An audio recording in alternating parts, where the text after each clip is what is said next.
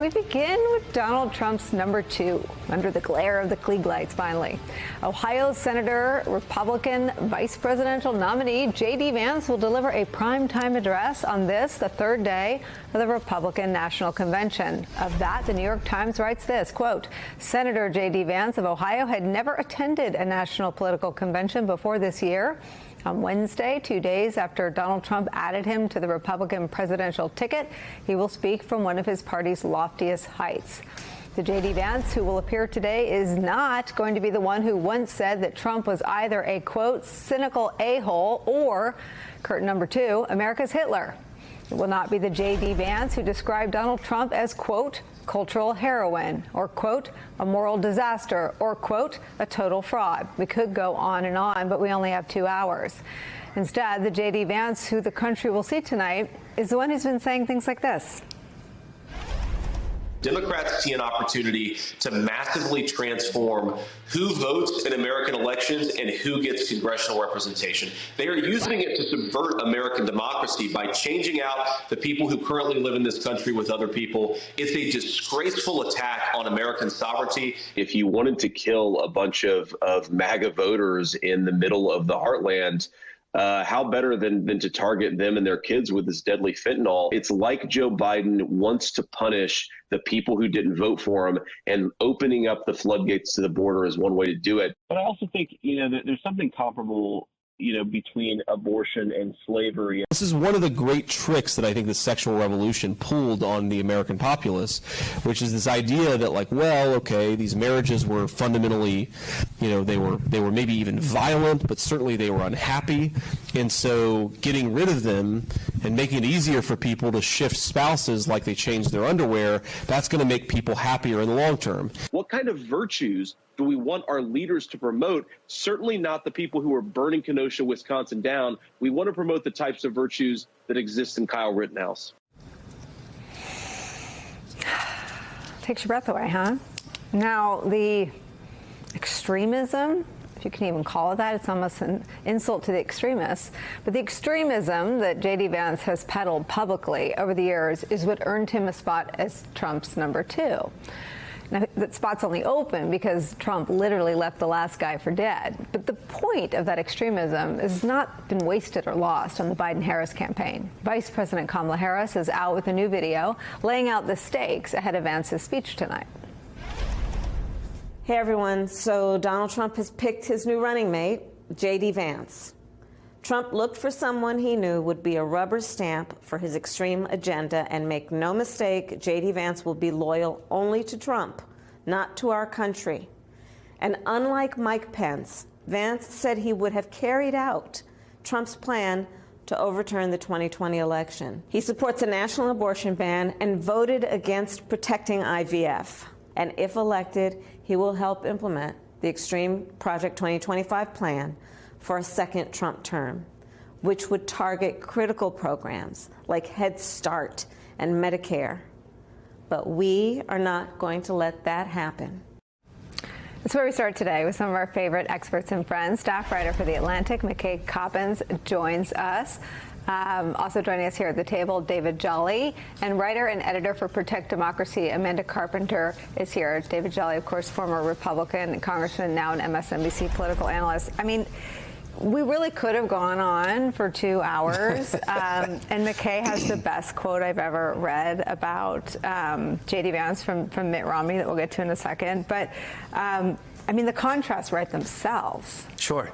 As I said, I think the other day, flip-flopping, I think, is kind of baked in. And I don't look at J.D. Vance through the same lens as I look at Lindsey Graham and Marco Rubio and others. I see the nomination of J.D. Vance as kind of the final transformation of today's Republican Party. The resistance has died.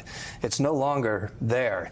And J.D. Vance is happy to take the torch and hoping himself he could take the torch even further 4 years from now. I think there's a purity to the Vance nomination. Now, that doesn't ignore his transformation from what used to be his political convictions to now, but I think he has fully lined up with the Trumpism movement, and it really is a coda to the last 8 years. And as we were discussing, I think part of that is also look at the other atmospherics of this convention, the absence of Paul Ryan, of Mitt Romney, of Mike Pence himself. Donald Trump this time around didn't need a Mike Pence. He didn't need a Marco Rubio. He didn't need a Lindsey Graham. He was able to reach all the way down to a J.D. Vance, the Puritan now of Trumpism. Look at the fact that Mitch McConnell got booed on the floor and that Kevin McCarthy really isn't welcome there. Matt Gaetz was kind of right about that. This party transformation is done, and I think that's one of the significant themes that we're seeing in Milwaukee.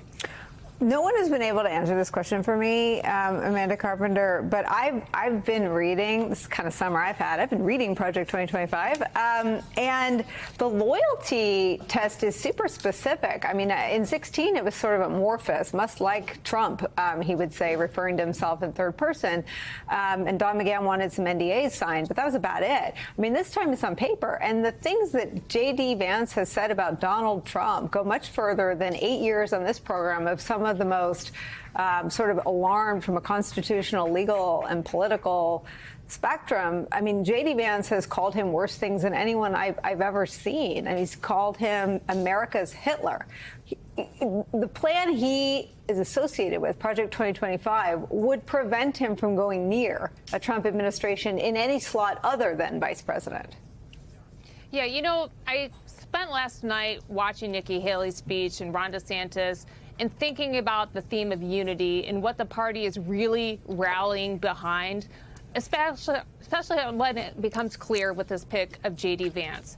And what the party is rallying behind and why it's a Trump-Vance ticket and not Trump-Pence is that the party has come to terms with an authoritarian view where it is acceptable to use every tool at an executive's disposal to stay in power. That's what Project 2025 is really about, consolidating executive power to wield it, full control of the federal government. And when I talk to people about the autocratic threat, as we've been doing at Protect Democracy for years now, the thing that is hardest for people to believe is the idea if Trump was elected to a second term, he wouldn't leave. The selection of J.D. Vance proves that this is a real threat that could happen if Trump is elected. And that is because J.D. Vance is willing to do everything that Mike Pence wouldn't. He went along with the election lies. He thought the false elector strategy was a good idea. He doesn't have a problem with Trump leaning on the Department of Justice to create these sham investigations against his perceived opponents. He's whitewashed the January 6th insurrection. And he says today that the real threat to democracy is any form of accountability for those actions.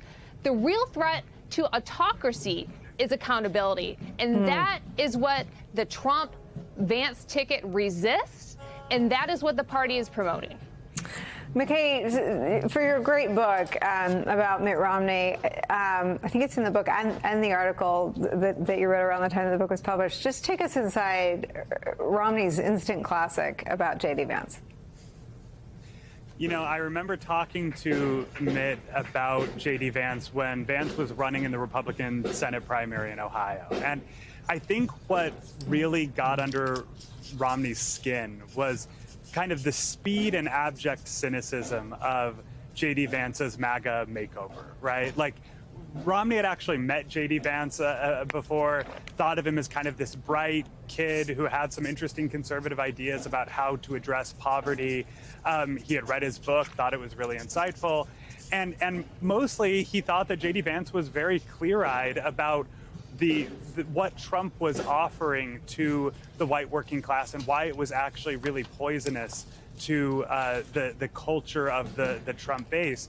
And then to see J.D. Vance so quickly decide, I want a Senate seat and I'm going to abandon everything I've said before and kind of remake myself in the Trump Republican image was a little too much for Mitt to take. I still remember sitting in his living room and Mitt just saying, you know, I think it would be hard for me to disrespect somebody more than J.D. Vance. And he just went on and on and on about it.